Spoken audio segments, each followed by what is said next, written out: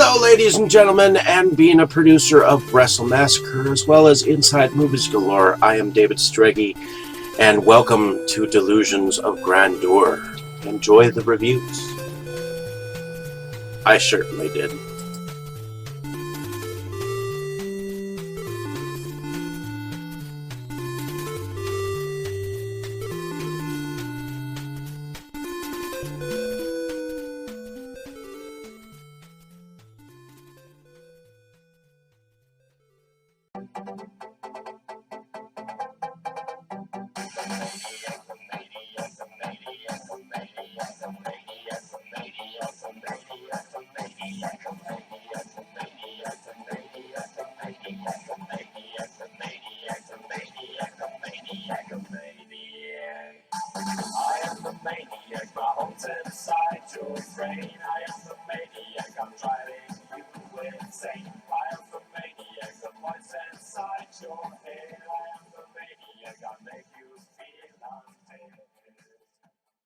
Okay, Dave, that's it. Screw you and your college flunkies.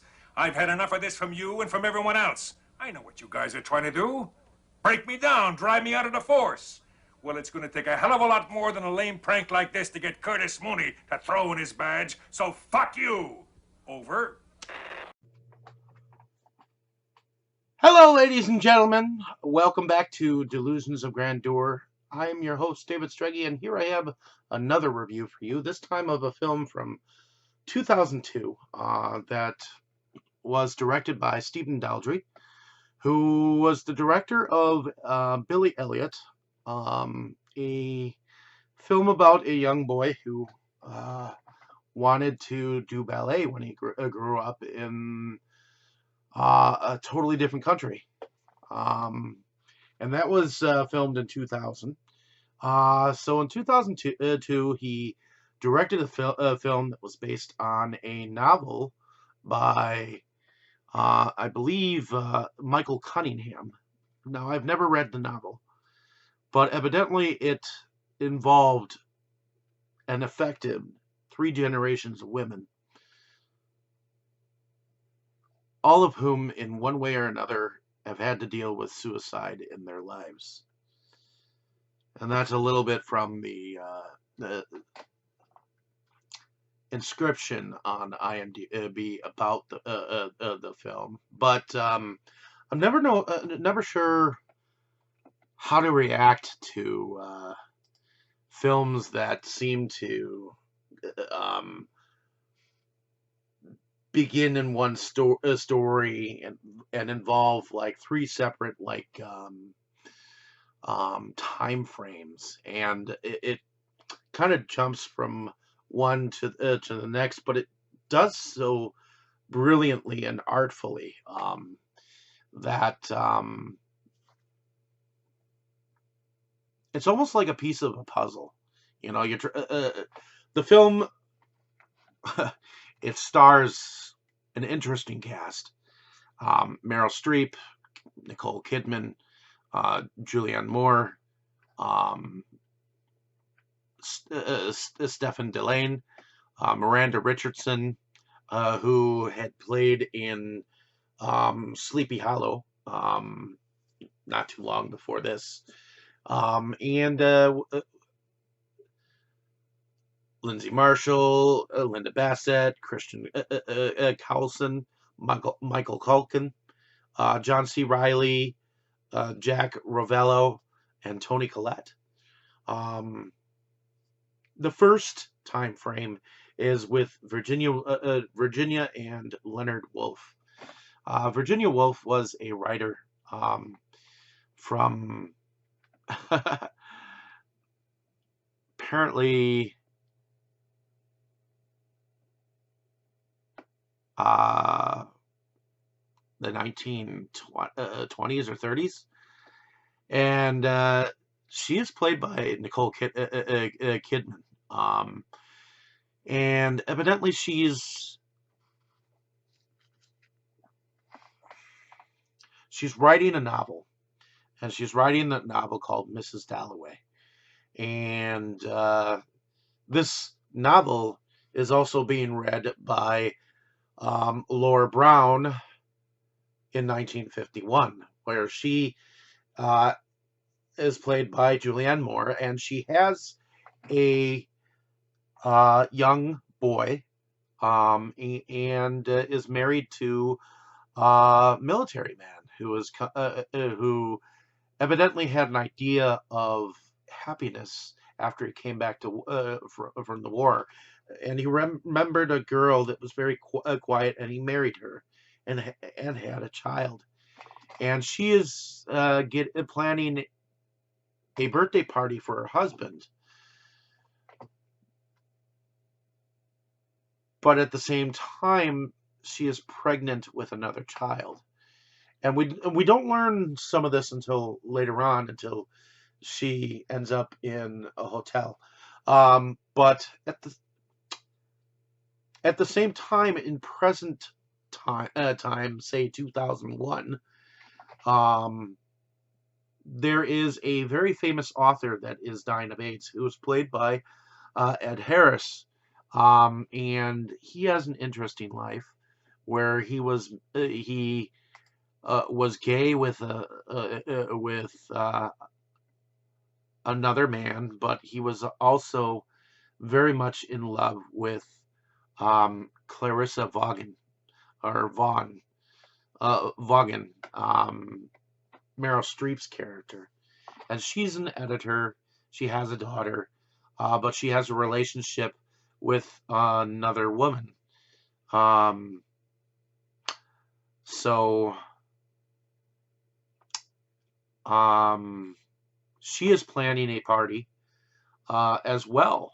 So all three women seem to be planning a party.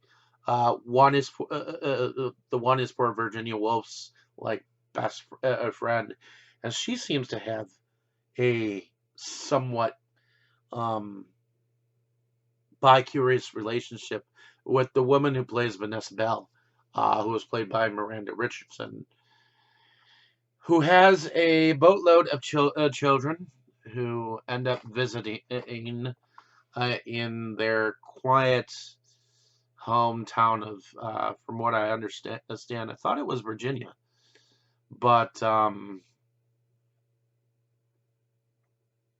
could be mistaken. But apparently, this was a quiet town that was um, supposedly supposed to be good for her health, um, because evidently there was the threat of her having tried to kill herself before in real life.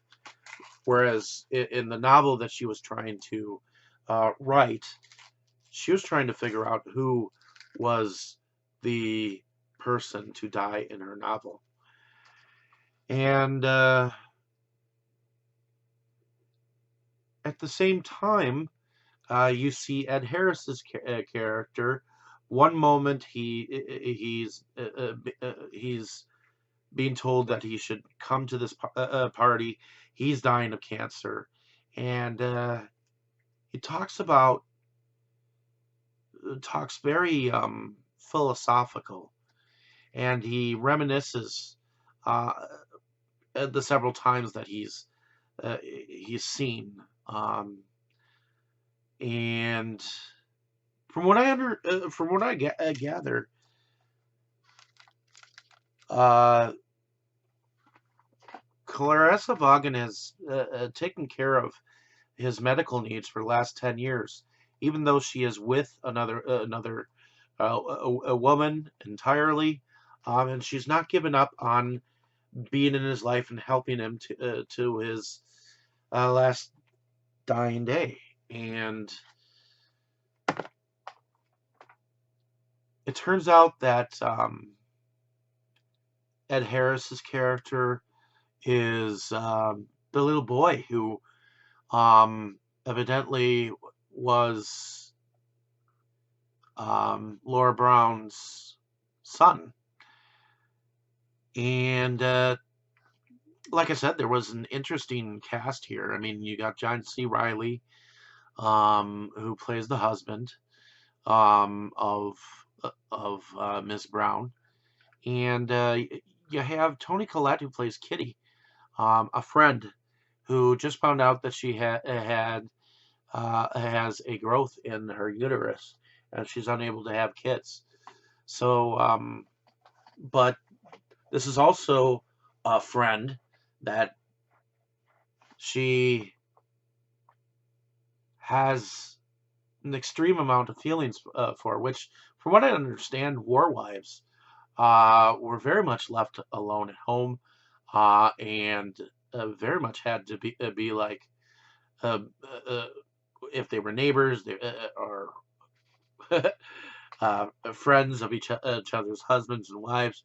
They often banded together, and evidently Kitty was very much a friend of Laura Brown's, and they ended up sharing a kiss, which, like I said before, I think that Virginia Woolf shared a kiss with Vanessa Bell, and she's married.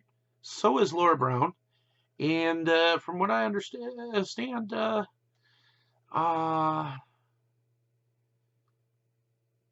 this is how three generations deal with suicide and the thoughts of killing oneself and death in general. I mean, these are some very poignant ideas why people do what they do and why people choose life and why they don't. At one point in time, everyone thought of it, and Ed Harris's character went ahead and did it. What his mother didn't do years ago. So I thought that Nicole Kidman definitely deserved that Best Actress award. Academy Award winner, Best Actress of the Year. Um, I do believe that she did, as Virginia Woolf, deserve that Oscar nominee for this particular film of that year. It's a very different role. You almost didn't recognize her because she wore very nondescript clothes. She wasn't a very pretty woman, at least to me, but she was very candid in her humor, and uh, definitely didn't seem like the normal um, character that she would have played. And to be honest, I think this was actually one of her better roles. Um, she narrated most of the film while other things were going on. So I think that the way that this film was edited together, and let me look at let's see, the film was edited by Peter Boyle. um, so and Peter Boyle was uh, apparently the editor behind such films as Inseminoid, Fanny Hill, The Razor's Edge, Morons from Outer Space, um, Robin Hood, Prince of Thieves, Into the West, Summersby. He was the editor of Waterworld, The Postman, Quills, Still Crazy. And after this, Twisted, Tristan and Isolde, 1408, Flawless, Shanghai, John Carpenter's, I think, The Thing. Oh, wait, not The Thing. That the remake of it wasn't a remake. It was a prelude. I Anna, The Forger. So, and apparently he's still going. The Man in the Hat, Georgie Best. But and from what I understand, even though a director directs a film, it is the unsung director, the editor, that really puts the film into place. So to me, there are always two directors, unless the director is actually putting the vision together himself. with a screenplay by David Hare. Um, it was evidently the writer behind The Reader, which was also directed by the same director as The Hours. And let me just show you the DVD. Um, so it all, and I got to say, Julianne Moore definitely had a very emotional role in here, and whoever did the makeup on Julianne Moore to make her this older woman when she really wasn't. At least in when the two stories kind of met um, later after the character of Ed Harris is diminished of his own demise. Um, that was a very good representation. I mean, to be able to make the character look older than she is, and carry that um, carriage about her. Um, and I think she got that old lady voice down very well as well.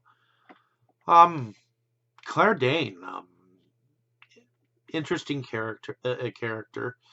Yeah, but the one thing that I wanted to say is that Meryl Streep, back in 1998, did a total opposite role where she played the cancer patient um, in One True Thing.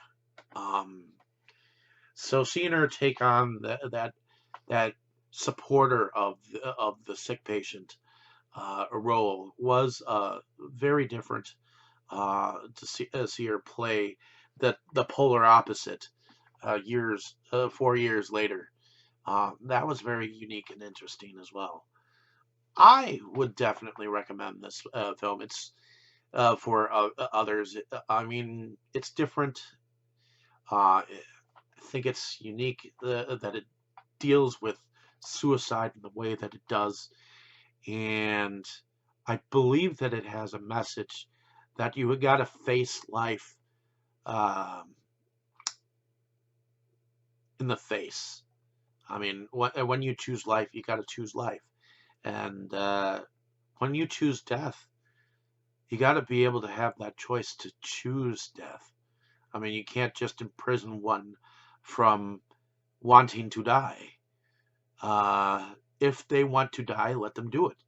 Not to decrease the surplus population, of course, like Scrooge, but you know, you got to be able to give them the choice to do what they want with their lives. And if they want to waste it, let them waste it. If they can be helped, of course, from their depression, of course, I'm all for that. But if a person wants to die, give them the choice to do so. Let them do it.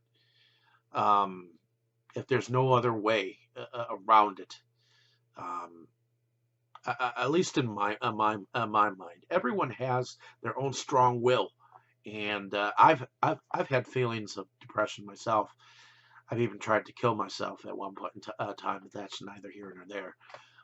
That's something that I dealt with personally, and it's something that I have to live with day in and day out. But um, it's hard letting go of people. I guarantee you that it really is. When people die, especially those close to you, you don't expect it, and until you've experienced a death of a family member or something like that, you don't know exactly what kind of feelings those feelings are going to be. And I've had a few people die that have been close to me. Um, my grandma, um, my grandmother Grace, we were almost like best friends, and she died not too long ago. But in any case, hopefully you enjoyed my description of this film. Like and subscribe to my page if you're not. Definitely let me know down in the comments what you thought of the film if you've seen it. I it I know that this was definitely a film that I would say that the um, public film lovers, the ones that are filmmakers and the social elite of filmmaking makers that are out there, those who have been involved in films of some way, shape, or form, or even have an understanding of it. I would call this an artsy kind of film. But in any case, thank you for listening. Have a great day, evening, or morning, wherever you are. Thank you for coming and stopping on my page. It's been a treat to tell you my thoughts on this film and others. Thank you so much. Enjoy. You were good, kid, real good. But as long as I'm around, you'll always be second best, see?